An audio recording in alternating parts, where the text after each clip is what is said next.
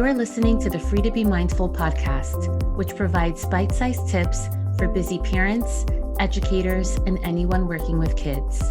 These real talk conversations focus on mindful living, mental health, and personal growth, helping all to learn, grow, and inspire with mindfulness in mind. I'm your host, Vanessa de Jesus Guzman, educator, licensed professional counselor, entrepreneur, and mom. I'm passionate about helping folks live life with peace of mind and ease of heart while not losing their, well, you know, here we go.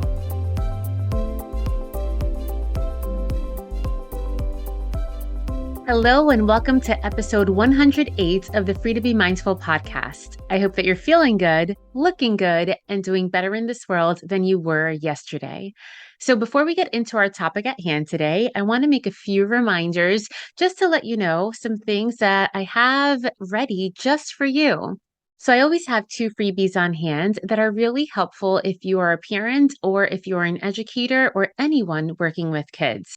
The first is the guide called Talking to Kids Without Losing Your Cool. So if you're tired of telling your kids, students, or clients the same thing over and over and still are not getting the response or the behavior that you're looking for, this is definitely for you. It comes with a video to help you understand how to implement it, and it can really be helpful to not only use with one or two kids or students, but with all kids that come into your life. And the second freebie is tools to help kids navigate mistreatment. So if you're working with children that need help on how to navigate mistreatment, aka bullying or conflicts or unfriendly teasing, this is great because it has strategies that you can try with your kids at home so that they can practice them before they put it into place with people who perhaps are targeting them. So both are available on my website and in the show notes below, so feel free to take a look at those. So, as a therapist, I hear all the time from clients of all ages, whether it's 5 or 6-year-olds or 50-year-olds, I hear all the time that sometimes they're not treated the way that they feel they should be treated, whether it's a mom stating that she's not treated respectfully by her kids or perhaps her partner or spouse, or even kids when they don't feel like they're treated respectfully by their parents or by other peers. But what if I told you that you teach others the way that you want to be treated? And it doesn't always mean verbally saying out loud, I want this and not this, although sometimes it does. But there's so many other nuances and nonverbals and ways that you treat yourself that really make an impact on the way that others treat you. So that is the topic at hand today. And I want to share just a couple of things that perhaps can get you thinking about how these things really can impact the way that you treat yourself and the way that you allow others to treat you. So first and foremost, we have to know that we're not responsible for other people's behavior, right? We are only responsible and we can only control our own behavior, but we can place responsibility on ourselves. And what I mean by that is placing responsibility on the way that we react to others, because that really makes a big impact on the way that others respond to us. So before anything, we have to get to know ourselves much better. And the first thing is, how do we treat ourselves? What are the things that are important to us? What do we place as priorities and what are our values? When we look at it under the same umbrella and we really think about what are the things that are important to us, when we think about just that aspect, we then come to realize the things that are important to us are the ways that we treat other people. So, for example, if honesty is important to you, then you most likely are very honest with others. If being genuine is important to you, then you are genuine in the way that you are with other people. So think about what it is that's most important and the way that that is reflected in your interactions with other people. And although we may not place a lot of thought to it, others definitely do, even if it's subconsciously. So it's important to understand what is important to us. How does that come out in our treatment toward others? And then that'll really state the foundation on how others respond to us. The other thing to think about is as we're turning inward first before even looking at other people, is thinking about how we treat ourselves. Do we treat ourselves with respect, or are we always engaging in conversations where we self deprecate ourselves and our own behaviors and our own actions? If we're always saying, oh, I'm so stupid, or I should have known that, or shoulda, woulda, could have, and that type of speech, if we engage in that negativity, then that's putting it out there to the world, whether we're saying it, and even if we're not, it comes across in our nonverbals as well. And we're putting it out to the world that this is a way that I treat myself, so it's okay for others to treat me the same. So, really think about the type of language that you're using toward yourself, whether it's outward to other people or whether it's just internal language as well. The other aspect of treating yourself well that I wanted to mention is also the way that you treat yourself on the outside. So, engaging in self care, perhaps the way that you present yourself to others. So, for example, and this is very superficial and materialistic, but when it comes down to it, I like a nice handbag and I like a nice set of shoes. However, if let's say my spouse never saw me with anything or never heard me talk about it, then how would he know that I may enjoy something like that if I've never put it out there in the world? So, again, a superficial and very materialistic example, but very easy to see as to if I don't engage in that type of behavior or treating myself well, whatever that means to me, then it's going to be a little more difficult for others to treat me the same way. Again, whether it be on the outside and things that you can actually see, or on the inside and the way that we speak to ourselves. So, with that also comes a level of self awareness of not only treating yourself well, but also thinking to yourself, what do I deserve? And not just a blanket statement as far as I deserve $1 million, because that would be nice for everyone to have. But what are, going back to your values, what is important to you? What are the things that you value? What are the things that you are working toward?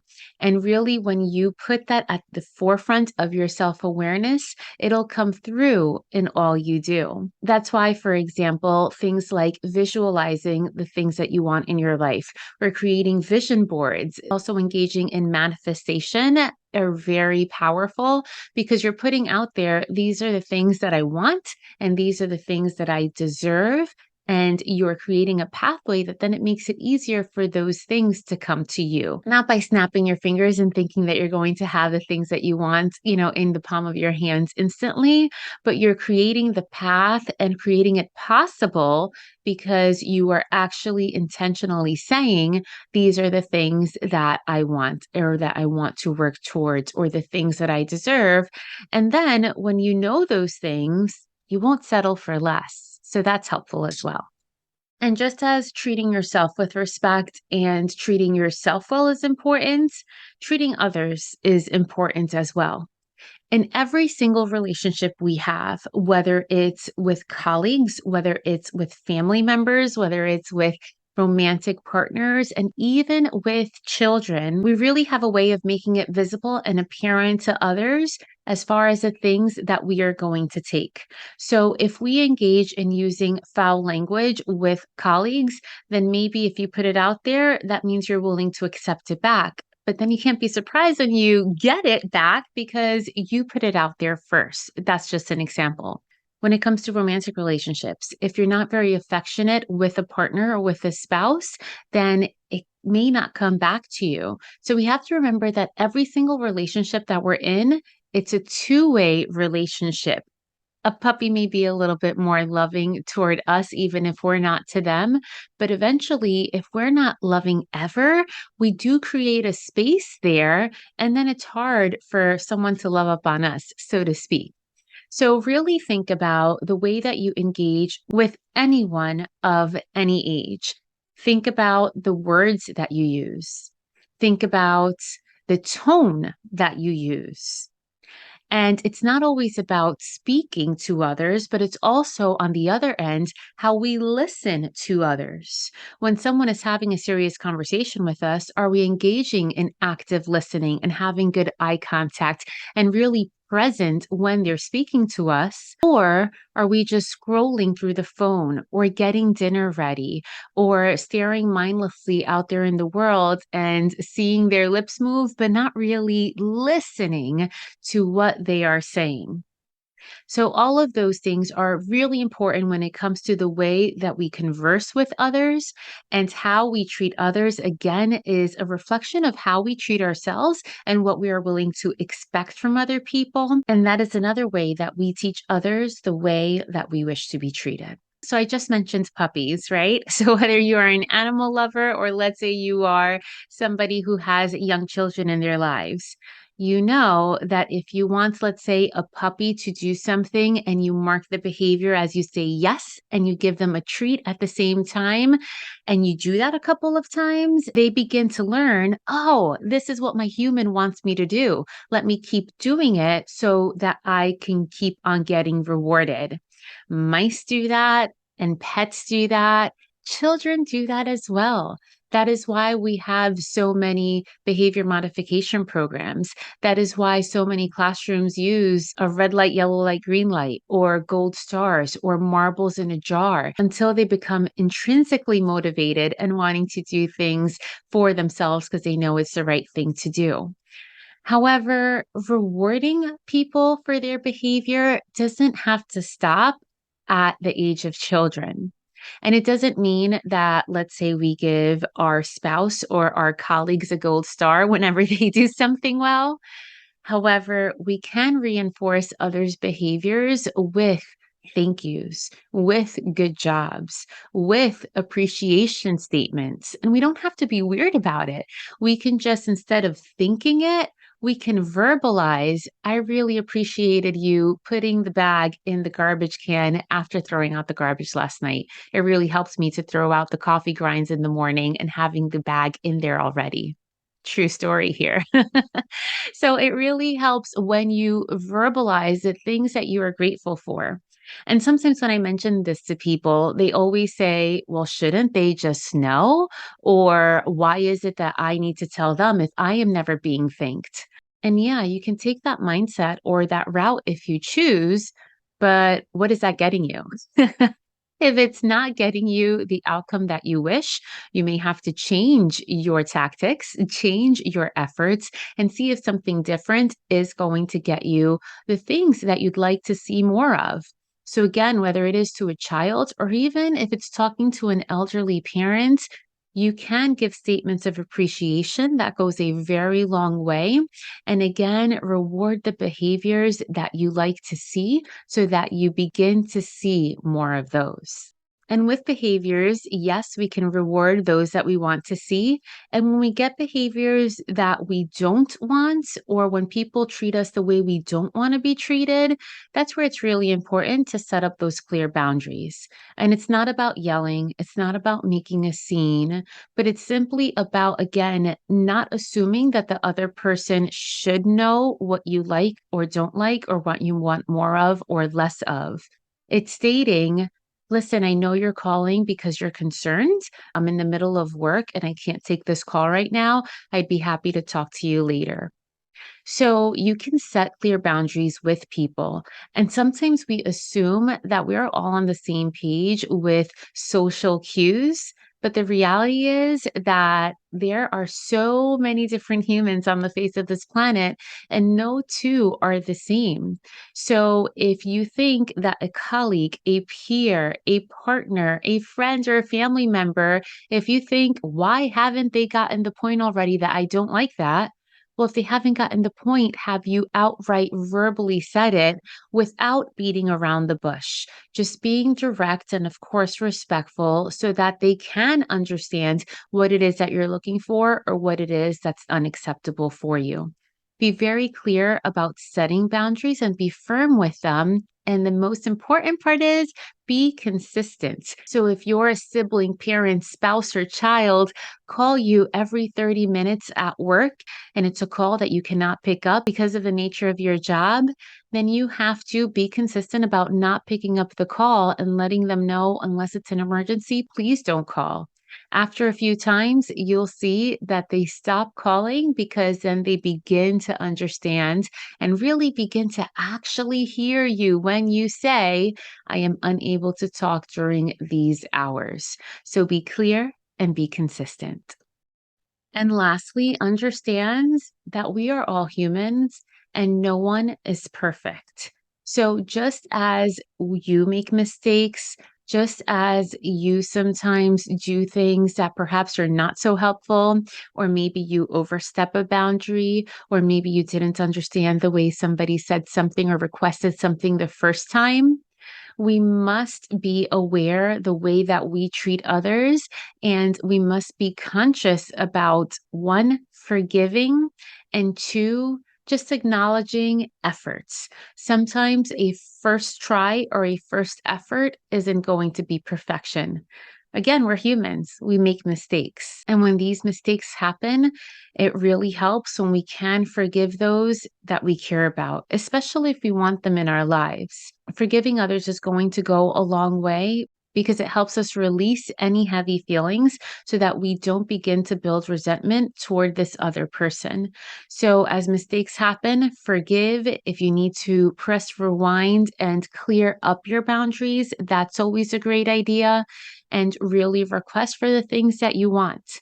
And sometimes, after effort is put forth to this change that you'd like to see or to behavior that you'd like to see, depending on what it is, it may be okay to step away. If you're in a toxic relationship, step away. If you're working in a toxic work environment, step away.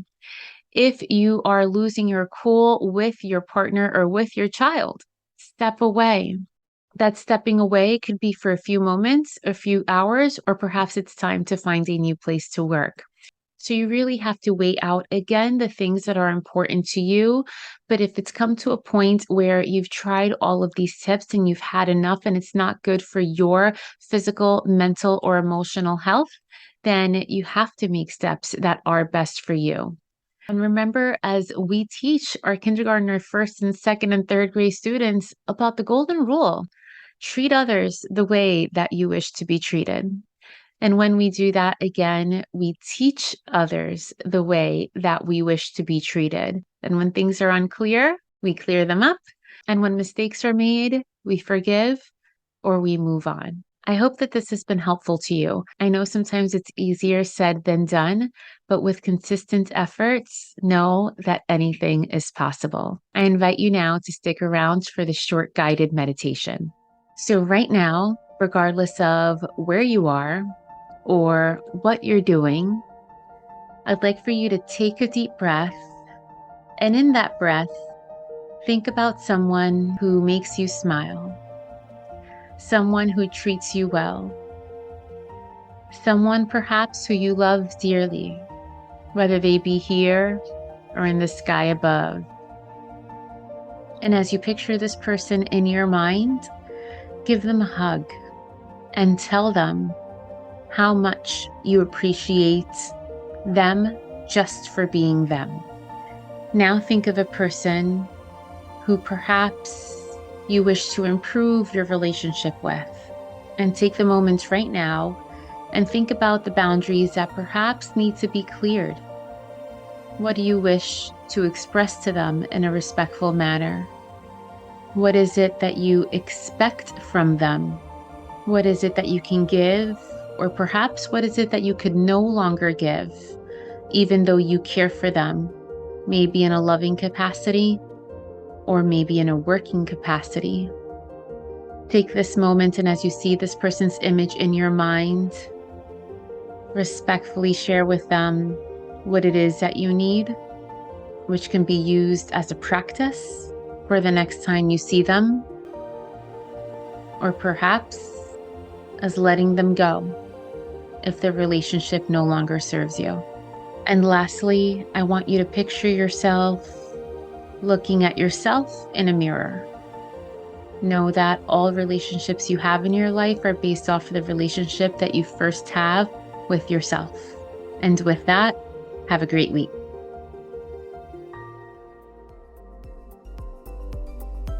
I hope you enjoyed this week's show. It would mean a ton if you took this moment to review the Free to Be Mindful podcast on the platform you catch your favorite shows.